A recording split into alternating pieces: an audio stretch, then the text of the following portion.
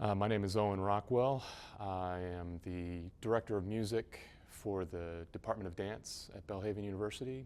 I manage musicians and accompanists here. I'm also the Director of the International Center for Musicianship in Dance.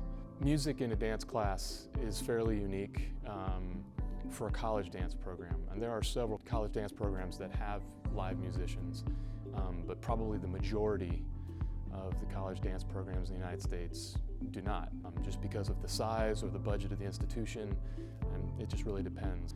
It's not unusual, but I think most people would prefer to have live musicians if they had access. So at this point we have several pianists and several percussionists.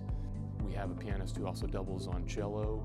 One of our pianists also plays some percussion. Myself, I use electronic sounds through a program called Ableton Live, and I use a MIDI keyboard, and I do what's called looping, which is where I play phrases and they loop over and over again, and then I can play other instruments along with it and record those or play those live.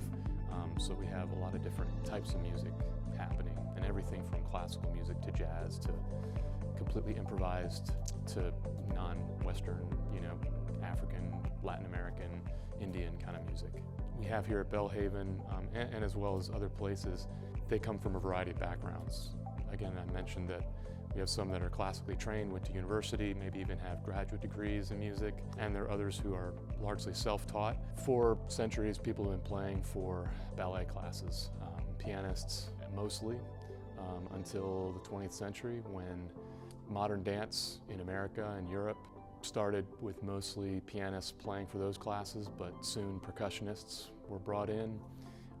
And so at Belhaven, we believe that having live music in the class adds an element that can't be recreated with using recorded music. And most of that has to do with being able to change the tempo, being able to change whatever's being played, being able to start and stop whenever the teacher wants to.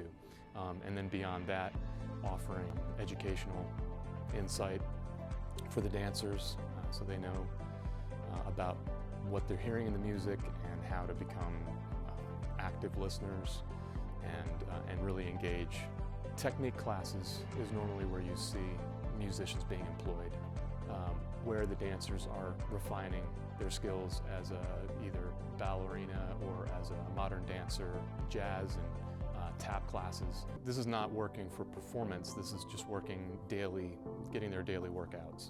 That being said, oftentimes those same musicians are asked to then create compositions that are then set to choreography.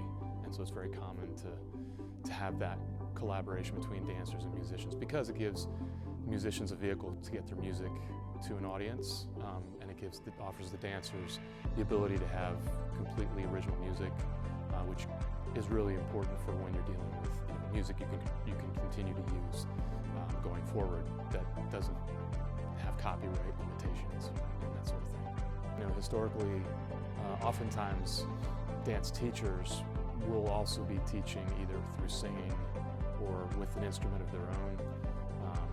That's a pretty common practice, and so I think it's largely viewed by the community of dancers and dance teachers that having live music is preferred because it's so customizable.